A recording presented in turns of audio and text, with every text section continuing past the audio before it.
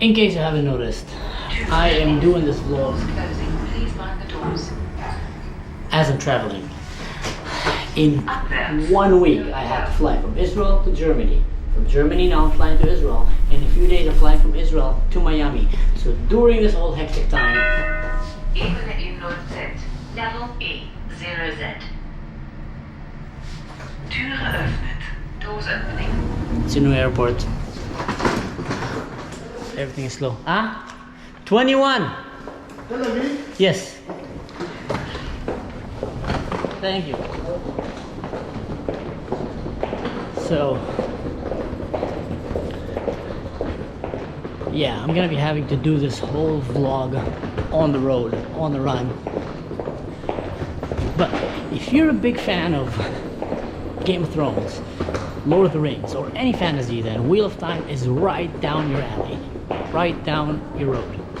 There will be no spoilers. I'm just gonna do a summary of this entire story and helping you decide for yourself if you should read and watch the TV series. I haven't watched the series, it's not out yet. It should be out next week, but I definitely read the books about 3 to 4 times, the entire series, so I know it very well and I love it. So right here in this place, in this city, outside of these gates was my school. This one here.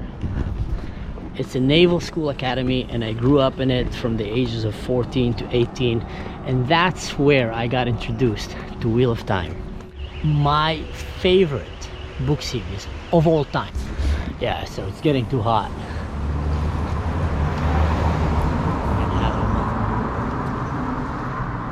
Boiling here. Like yesterday was raining, now it's super hot, and all the time it's humid. That's pretty much Akko. I'm talking Wheel of Time. I literally spent my whole childhood, my whole youth reading these books. It basically formed me to the man that I am today.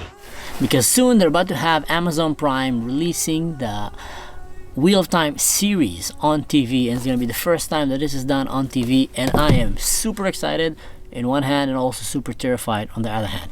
In short, it's a story about an adventure. It have many main characters, but mostly 3 young men. Now let me say it again. It's a story about a little village that have young men and women that end up going exploring the world and being exposed to a lot of darkness. It's a dark story, but not too dark. How would I explain the Wheel of Time in a sentence? It's just an epic, amazing, very deep fantasy story that have a lot. If you love Game of Thrones, if you love Lord of the Rings, I strongly recommend that you read it. Yeah, I think that's the best way I can explain it in one sentence. That was probably the worst explanation anyone have ever given about a book. I just butchered it, right? I feel like I need to ask for forgiveness and I need to ask for a second chance. How about we start all over? How about you give me another chance to redeem myself, and for the sake of Robert Jordan, let's start all over. And I think a good place to start is let us get to know a little bit who is Robert Jordan.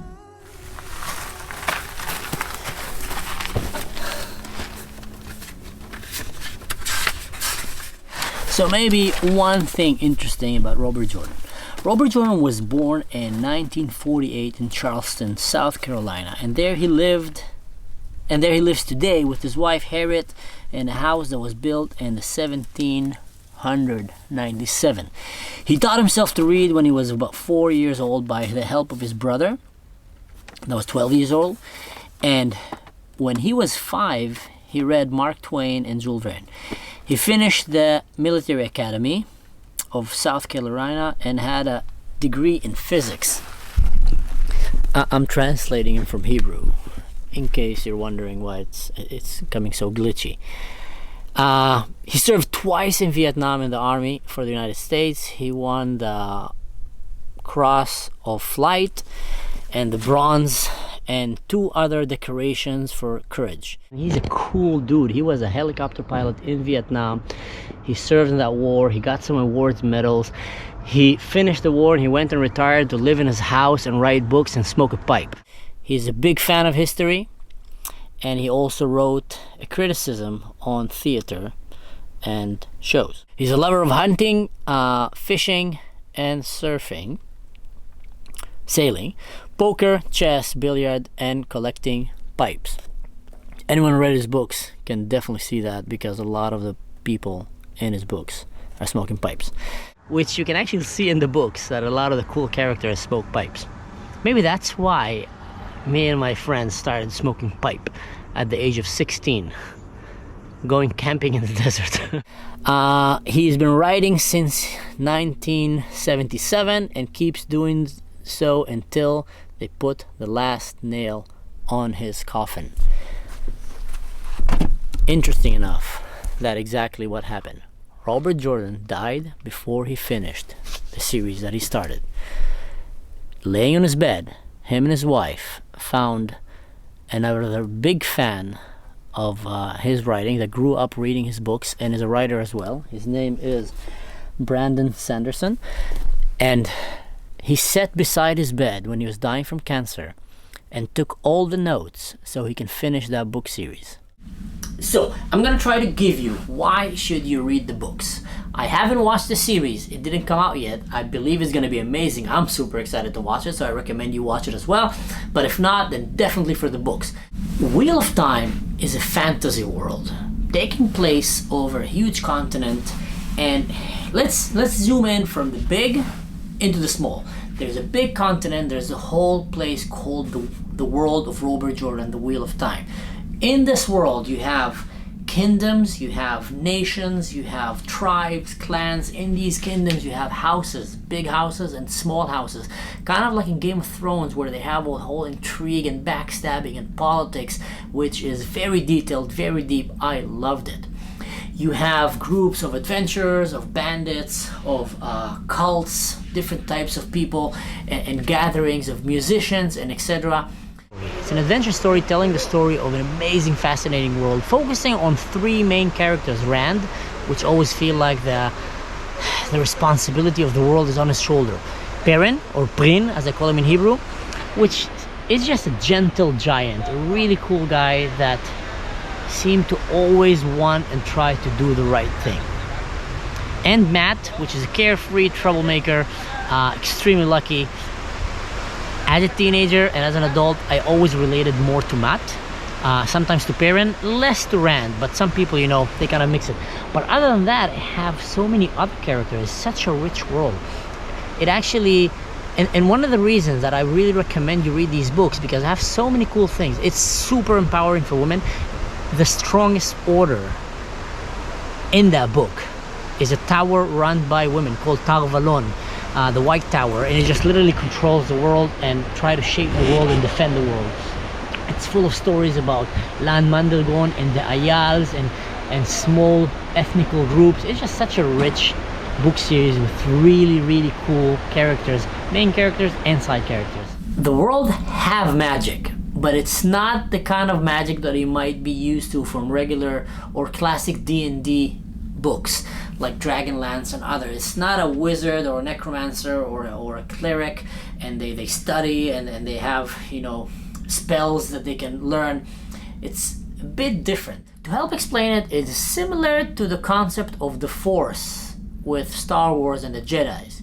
you have the one force, and you have people that are born with the ability to use that force, to channel it. And you have people that have a stronger connection with the force and a weaker connection with the force. But the force is a different type of magic. But yes, there is magic in this world. To summarize it, it's an epic fantasy world that is very well written. It have action, drama, mystery, suspense. You have a little element of darkness into it. It's a big epic battle between the good and the bad, the light and darkness.